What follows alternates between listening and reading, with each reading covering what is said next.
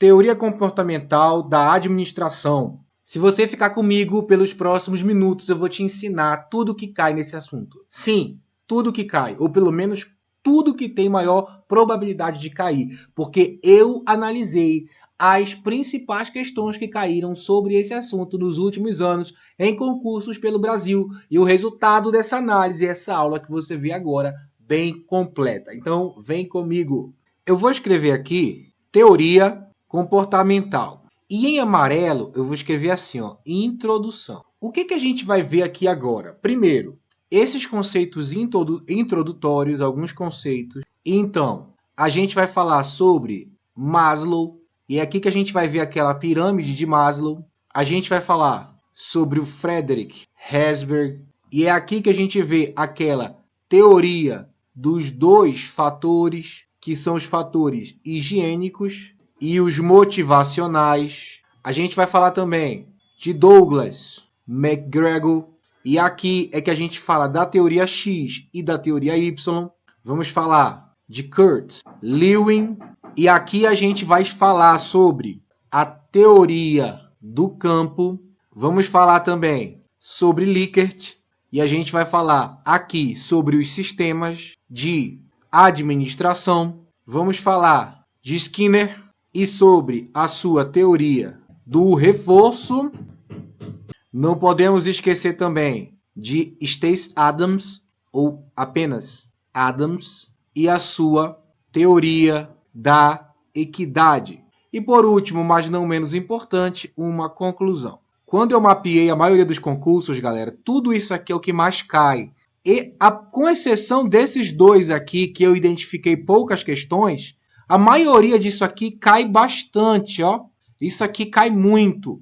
E a gente vai ver tudinho aqui. Eu espero que você me acompanhe e que você ignore qualquer batida de obra que você ouvir por aí, porque parece que o meu vizinho aqui em cima resolveu que vai bater concreto. Mas vem comigo que você vai gostar. Vamos nessa. Vamos lá então. Introdução à teoria comportamental, certo?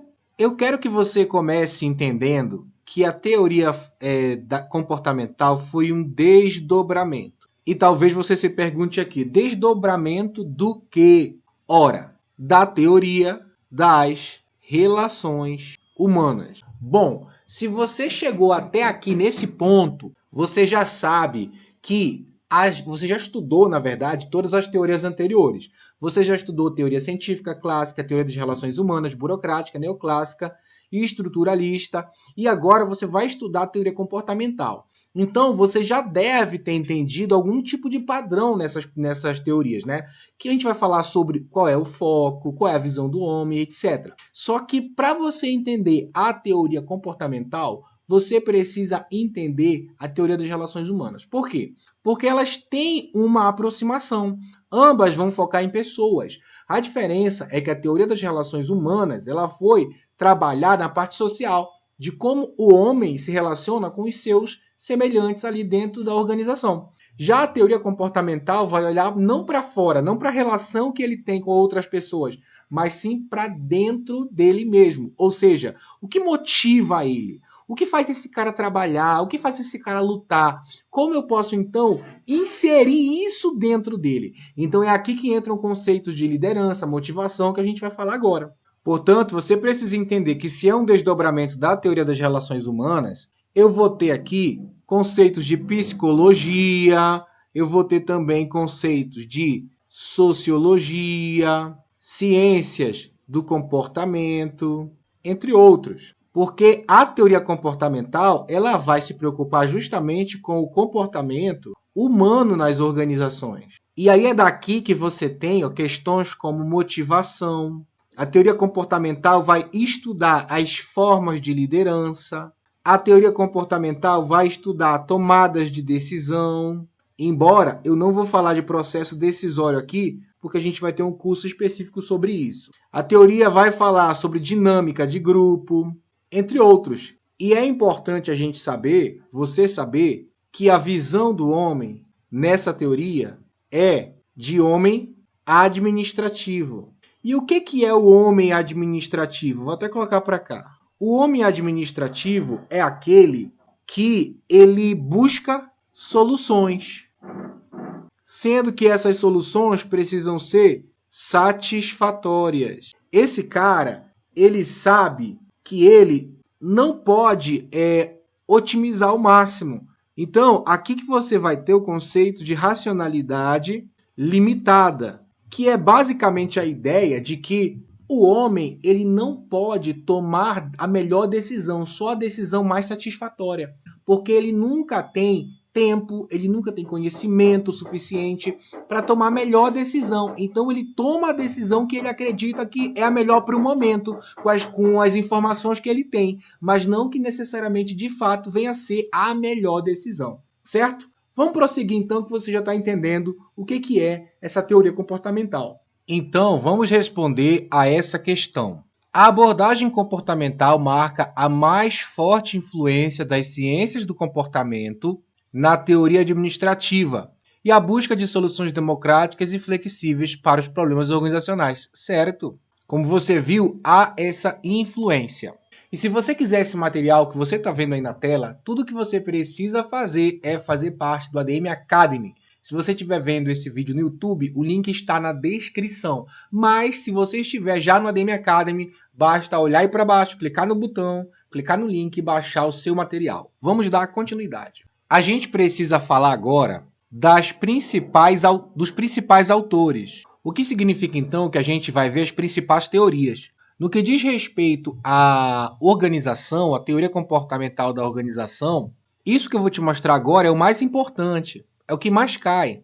Então a gente precisa iniciar, vou colocar aqui número 1, pelas pirâmides de Maslow. Maslow, ele é conhecido por criar o que a gente chama de hierarquia das necessidades. Se você vê a palavra hierarquia, logo você sabe que vai ter uma organização aqui de alguma coisa por ordem de importância. E é aí que entra a tal da pirâmide. Ó. Vou colocar bem aqui para você. A pirâmide de Maslow, ela tem 5 estágios. 1, 2, 3, 4, 5. O que Maslow falava? Ele falava que o ser humano é motivado por 5 necessidades. E que ele só vai ser motivado numa ordem em que essas necessidades forem sendo supridas. Eu vou te dizer que 5 necessidades são essas e vou te falar agora o que elas significam. Vamos lá. Na base, a gente tem as necessidades fisiológicas, que são as necessidades de sobrevivência, de comer, de dormir. Ou seja, o ser humano primeiro precisa ter essas necessidades satisfeitas. Se ele tiver essas necessidades satisfeitas, então ele vai para o segundo nível, né, que são as necessidades de segurança. Aqui, ele precisa de proteção, estabilidade, um teto para morar.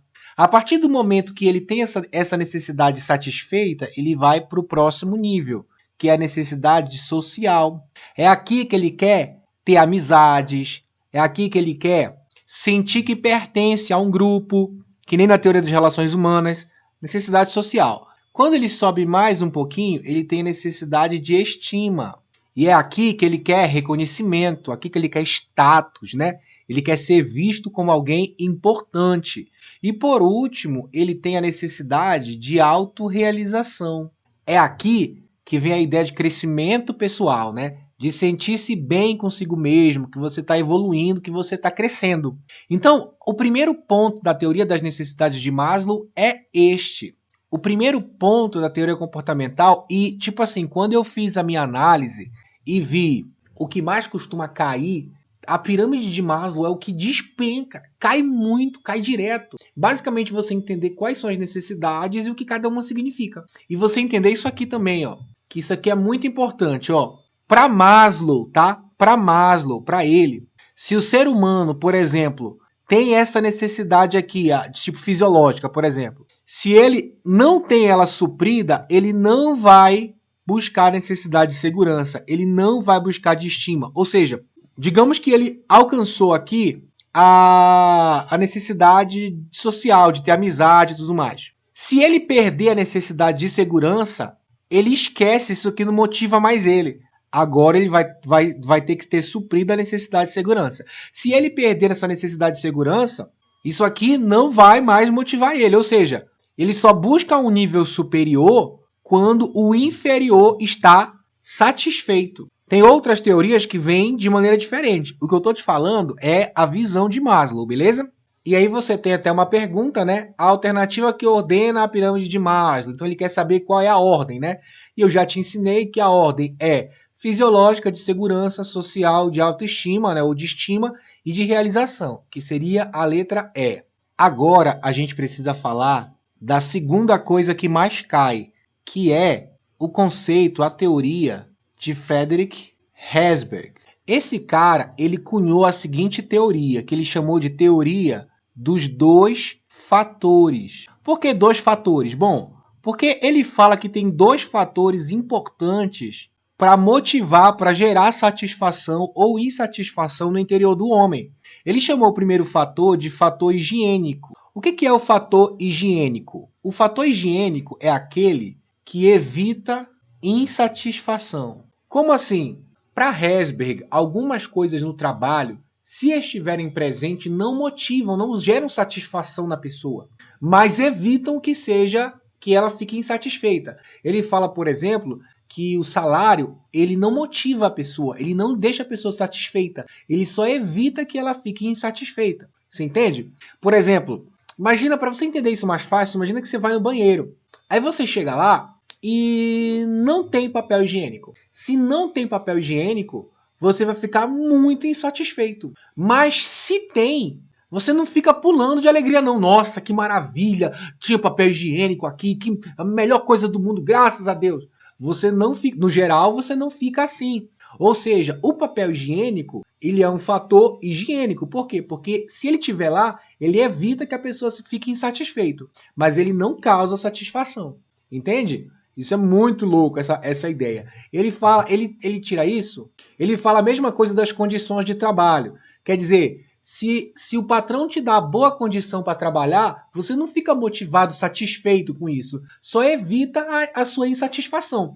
Agora, por exemplo, digamos que você chegue lá no seu trabalho e não tem ar-condicionado. Você passa calor o dia inteiro. Aí você vai ficar muito, muito insatisfeito. Agora, se o ar-condicionado estiver lá, você não fica pulando de alegria. Nossa, que maravilha, tem ar-condicionado. Você está entendendo? Isso nos ajuda a entender o outro até, que é o fator, número 2 aqui, motivacional. O que é o fator motivacional? O fator motivacional, se ele estiver presente, ele gera satisfação. Você vê a diferença? Se o fator higiênico estiver presente, ele não gera satisfação, ele só evita a insatisfação. Mas se o fator motivacional estiver presente, ele gera a satisfação. Agora, se ele não estiver presente, ele também não causa insatisfação. Você quer saber o que te deixa satisfeito? Dentro do seu trabalho, segundo essa teoria, você ser reconhecido, você gostar do conteúdo do seu cargo, sabe? Por exemplo, se chega lá, você ama o que você faz, você fica extremamente satisfeito, segundo essa teoria, a teoria dos dois fatores, falando especificamente do motivacional. Você fica muito satisfeito, se você é reconhecido no seu trabalho, você fica muito satisfeito. Mas o não ter esse elemento não te deixa insatisfeito. Tá entendendo?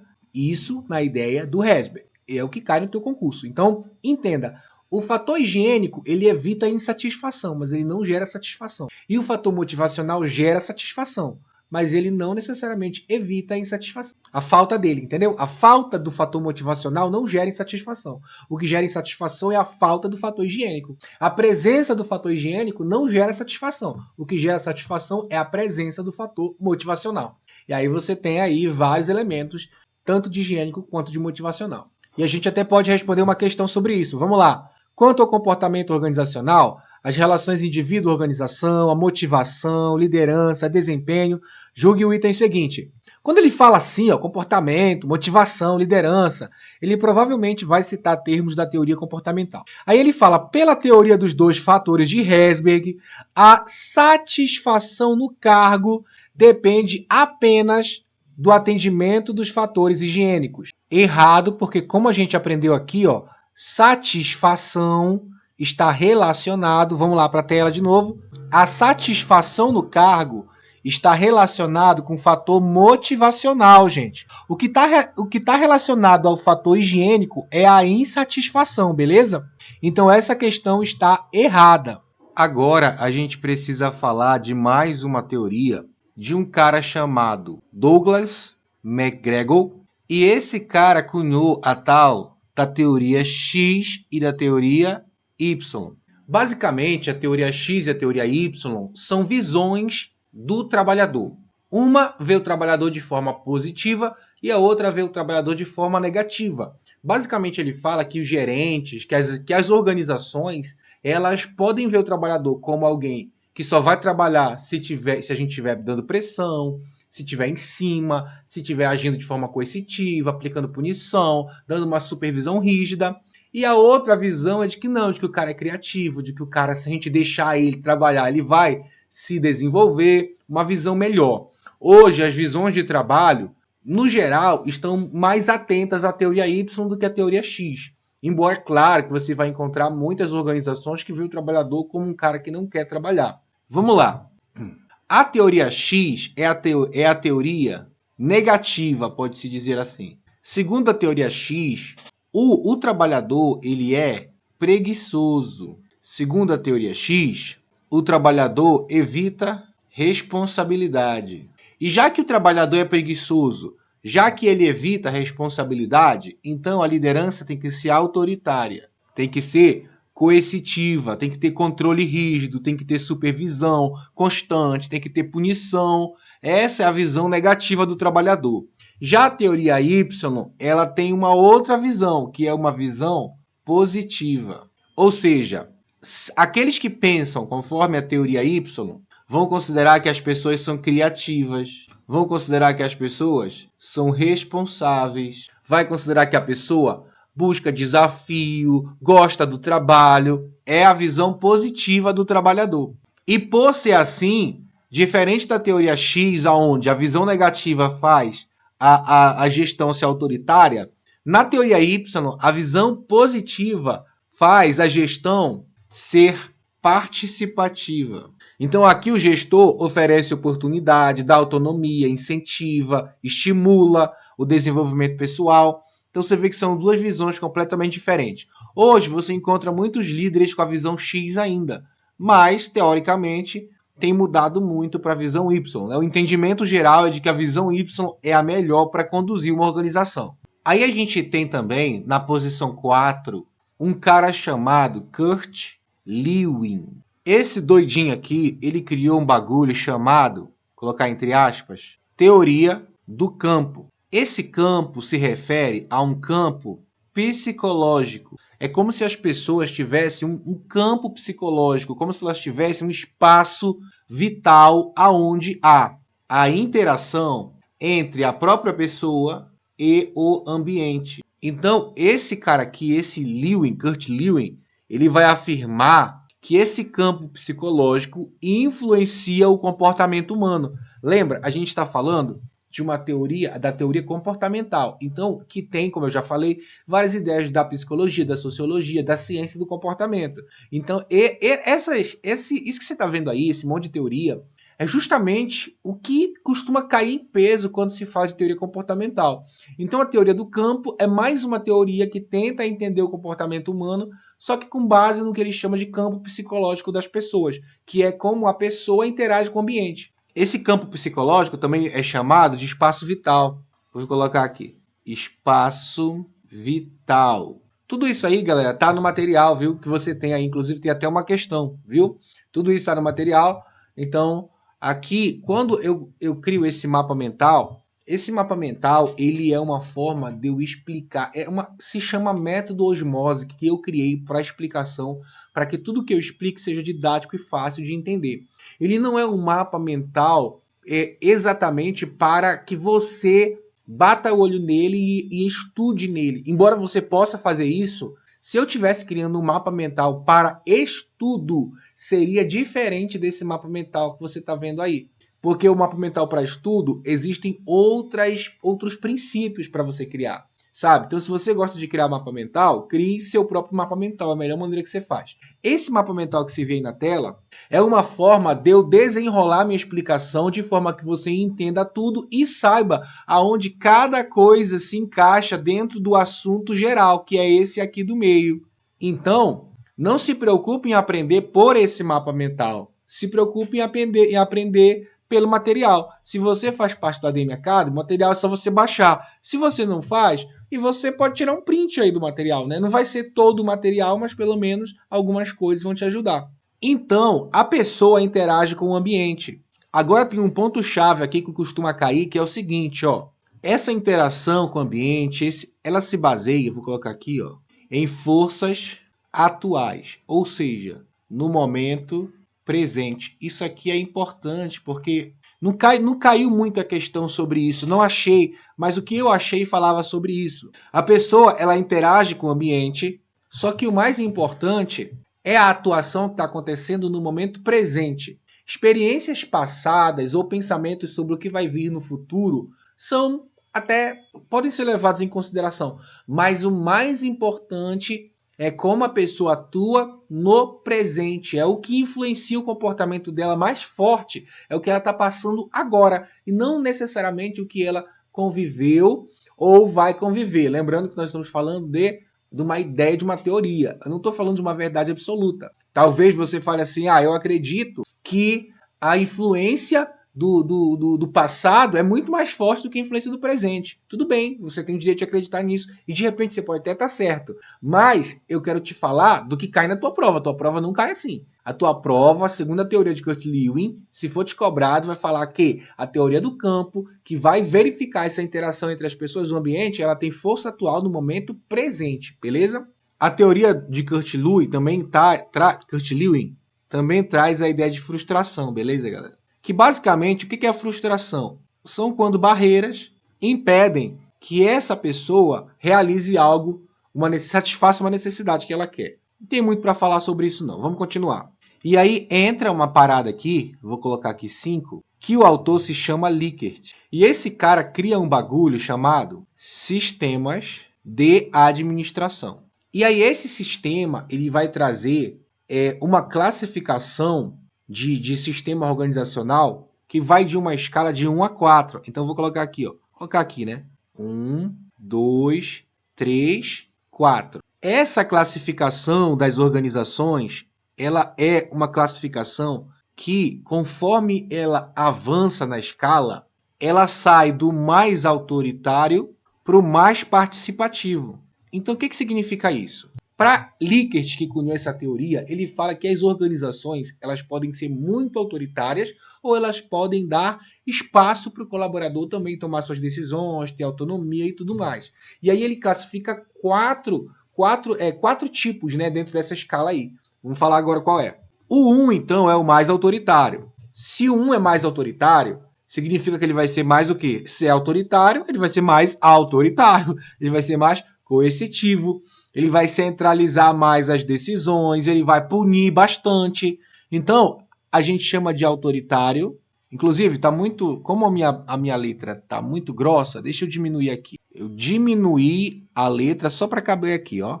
Autoritário coercitivo, tá? Esse é o primeiro, que é onde ele é mais autoritário, mais coercitivo, usa muito de punição. Ele é parecido à teoria X, eu poderia dizer assim, certo? Aí, conforme você vai descendo, como eu falei, vai virando mais participativo. O que significa que o número 2 ele é menos autoritário que o número 1, certo? Mas ele ainda é autoritário. Então, só que a gente tem uma outra classificação. Autoritário benevolente.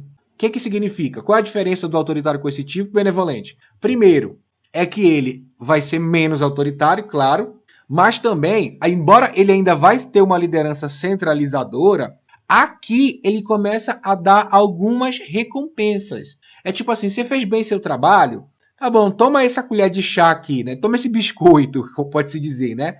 Toma aqui esse bombom, esse bombom da garoto. Em outras palavras, Não que seja necessariamente isso, tá, gente? Embora eu tô falando isso, que eu lembrei que tem caso de empresa, né, que que o trabalhador se mata de trabalhar e ele, no final ele ganha ali um kit água, né? Tá aqui um kit, tá aqui uma água e um biscoito para você.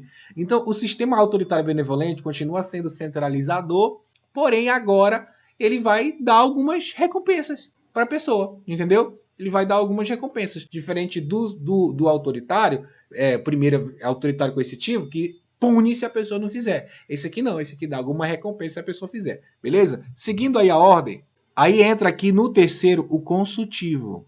E o que é esse consultivo? Esse consultivo, ele já começa a ouvir opiniões. Embora você ainda tenha decisão centralizada aqui, ele já começa a se comunicar com o pessoal, sabe? Ele já começa...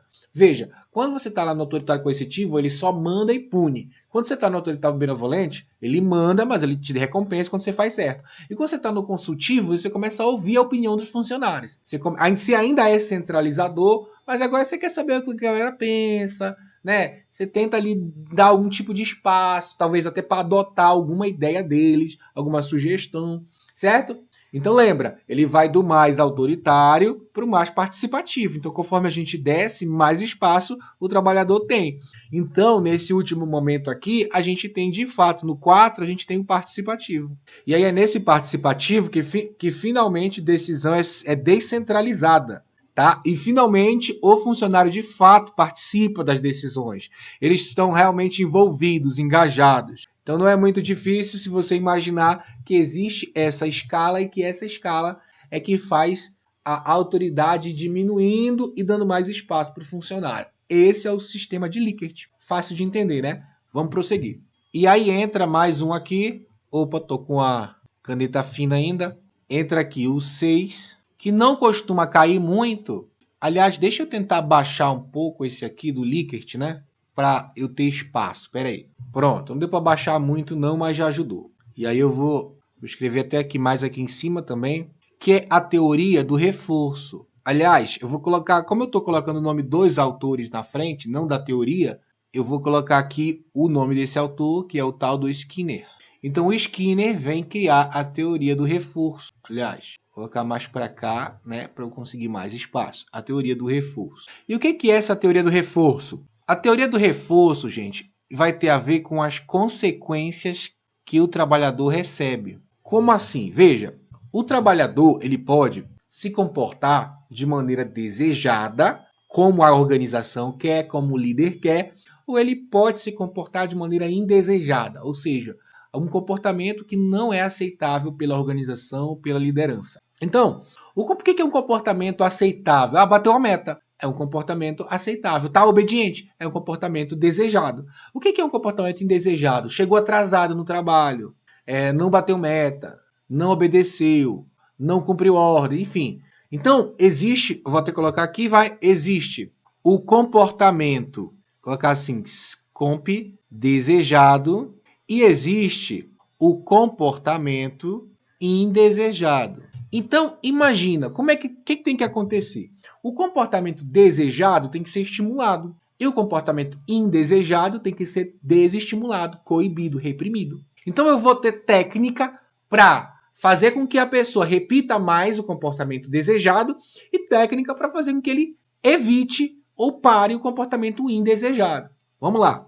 Então, quando o comportamento é desejado, eu tenho o reforço positivo ou eu tenho o reforço negativo. Ou positivo ou negativo. O que é o reforço positivo? Quando o operário pratica, quando o trabalhador pratica um comportamento desejado, eu posso, para estimulá-lo a repetir isso mais vezes, dar um presente para ele. Eu posso dar para ele um bônus.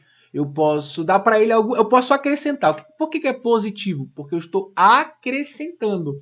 Então, reforço positivo é eu acrescento algo que o trabalhador vê como bom para ele e ele fala assim: Quando eu me comportei desse jeito, eu ganhei isso. Então, eu vou repetir o comportamento. Então, é reforço positivo. Colocar algo bom, acrescentar algo bom para que o trabalhador venha repetir isso mais vezes. E o que é o reforço negativo? É justamente o contrário. Se o reforço positivo tem um maisinho, né? Eu acrescento. O reforço negativo, eu tiro.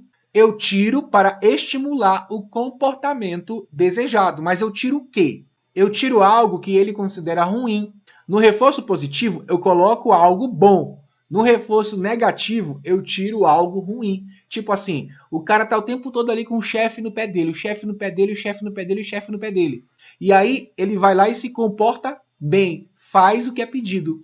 Então, o que eu faço? Eu tiro a cobrança, eu reduzo essa cobrança. E aí ele vai perceber o seguinte, pô, esse cara aí, depois que eu fiz o que era correto, certo, depois que eu me comportei desse jeito, eu passei a ser menos cobrado. Então, eu vou repetir mais vezes esse comportamento. Você está entendendo? Esse é o reforço negativo. Reforço positivo, acrescenta algo bom. Reforço negativo, tira algo ruim. Agora, isso é o que? Para estimular o comportamento desejado. Só que eu também preciso coibir o comportamento indesejado. Desestimular, que é o que a gente vai ver agora. Quando o comportamento é indesejado, eu posso causar uma punição ou eu posso causar uma extinção. Essa punição, ela pode ser positiva, ou ela pode ser negativa. Então, para coibir o comportamento indesejado, eu posso punir ou posso extinguir. Falando de punição, ela pode ser positiva ou negativa. O que é uma punição positiva? Se lá no reforço negativo eu adicionava algo bom, na punição, aliás, se lá no reforço positivo eu adicionava algo bom, na punição positiva eu adiciono algo ruim. Por exemplo, aqui em casa, quando meu filho começa a ficar muito agitado, fazer malcriação, eu vou lá e brigo com ele. Quando eu brigo, sou eu adicionando uma punição, algo ruim, para tentar coibir o comportamento indesejado. É a mesma coisa do funcionário que leva a bronca do chefe. Ou o cara de repente está lá se comportando mal, fazendo o que não deve, fazendo trabalho errado, então o chefe vai lá e pune. Ou seja, ele acrescenta uma punição positiva. Agora também existe a punição negativa. Se a punição positiva acrescenta, a punição negativa remove. Lembra do reforço positivo? Do reforço negativo? No reforço negativo, eu tiro algo ruim. Na punição negativa, eu acrescento algo ruim. Lembrando que eu estou tentando coibir o comportamento indesejado. É que nem o adolescente, por exemplo. O adolescente está lá, faz malcriação, faz besteira. Como é que eu posso fazer a punição negativa? Eu vou lá e tiro algo dele que ele gosta. Tipo, eu tiro o celular. Então, a punição negativa retira algo agradável para o funcionário. E o que é a extinção? Vamos lá. Aqui na extinção, a extinção é basicamente deixar de reforçar o comportamento, até que esse comportamento desapareça. Um exemplo, se você olha lá para a criança está fazendo birra. O pai pode simplesmente ignorar, ou seja, deixa de reforçar qualquer coisa para a criança e ela para com o tempo. Então, por exemplo, se você já vem aplicando uma punição, seja positiva ou negativa, para coibir o comportamento, você pode simplesmente remover qualquer reforço, seja daqui ou até mesmo de um comportamento desejado. E como você não está mais reforçando, aquele comportamento acaba sendo extinto. E aí você tem também, no nosso sétimo ponto, mais um cara chamado Adams, e ele vem trazer a tal da teoria da equidade. A teoria da equidade é muito simples de entender, porque basicamente ela fala que as pessoas comparam-se às suas contribuições ou recompensas entre elas. Então, a teoria da equidade ela traz essa ideia de justiça. Ela afirma que a pessoa ela não quer receber bem, ela quer receber o que é justo em relação aos demais. Exemplo, dois funcionários têm o mesmo cargo. Aí um trabalha bastante, ganha, sei lá, 4 mil reais. O outro trabalha menos, mas ele ganha o quê? 5 mil reais. E eles fazem semelhante, mesma função. Aí o funcionário que trabalha mais, ele vai perceber a injustiça e vai se desmotivar. Essa é a teoria da equidade. Não só isso, às vezes ele também pode achar assim, Pode ser o contrário também, tá? Ele pode achar assim, eu estou me doando muito, estou me doando demais para o trabalho e eu estou ganhando menos do que deveria, ou seja, injustiça. Mas ele também pode achar, eu estou me doando pouco e estou ganhando muito. Então essa sensação de injustiça, tá? Tipo assim, estou contribuindo pouco, mas estou ganhando muito. Ela não é só no sentido inverso, tá? Ele também pode achar que está sendo injusto a pouca contribuição que ele dá para o que ele recebe. Não só com relação aos demais, mas com relação à própria organização. Ele também pode estar trabalhando numa organização que a organização, na visão dele, dá muito para ele, entrega muito, dá muito benefício, dá muita coisa, e ele pode achar que o que ele está entregando de volta não é justo, que ele está entregando pouco. Essa é a teoria da equidade, conforme está aí no material. Agora, eu vou voltar um pouco. Aliás, vou avançar aqui mais uma página para a gente concluir e vou responder essa questão. Como vocês perceberam, a teoria comportamental ela cai muito em questões sobre motivação, sobre liderança, sobre o estilo de gestão. E normalmente, gente, o que mais cai sobre a teoria comportamental são essas três aqui, ó. Teoria X e Y, pirâmide de Maslow e os dois fatores de Herzberg, né? De Herzberg, que é o fator higiênico e motivacional. Se você estudar isso aqui, a possibilidade de cair é muito grande. Tanto que a gente vai responder aqui uma questão de teoria X e Y. Vamos lá?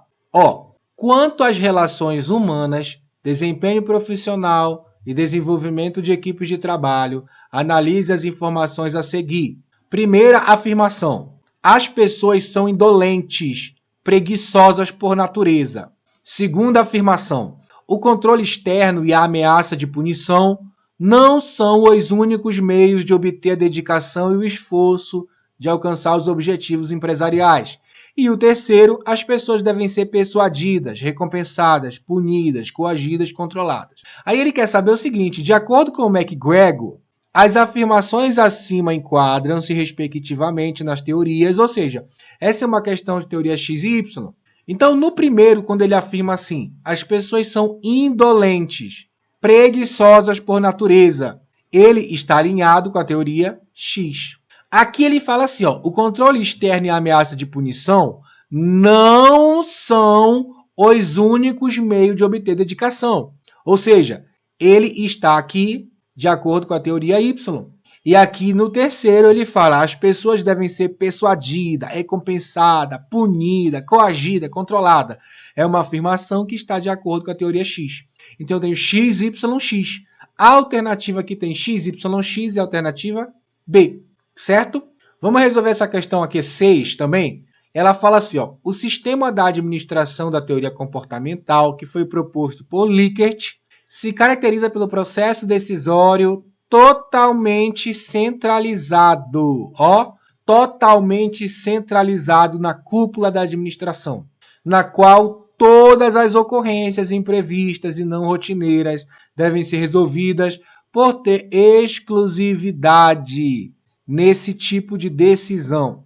Então, basicamente, o que ele está falando aqui é o seguinte, esse sistema que ele está afirmando dentro daqueles 4 sistemas de Likert que a gente viu aqui, que está aqui do lado também, né?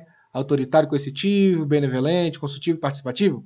Dentro disso aqui, ele está afirmando qual é o mais centralizado de todos? Qual é o que toma a maior decisão? De todos esses aqui, se você lembrar bem, conforme ele desce na hierarquia, ele vai do mais autoritário para o mais participativo. Então, a resposta correta aqui é o autoritário coercitivo, certo?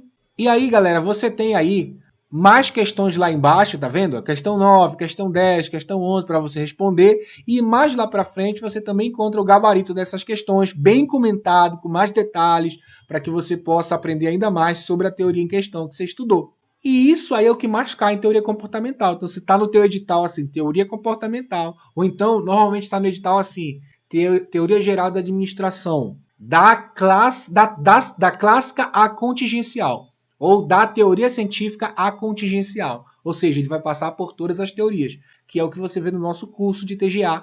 Esse aqui é um vídeo só falando de uma teoria. Se você olhar todos os vídeos, você vai ver todas as teorias. Tá? Então, se tem lá a teoria comportamental, a chance de cair essas teorias aí, X e Y, os 2 fatores de Bessel, pirâmide de Maslow. O que mais cai? Pirâmide de Maslow. Cai muito, despenca, tá? São essas questões aí. Eu espero que você tenha gostado dessa aula de teoria comportamental e a gente se vê numa próxima.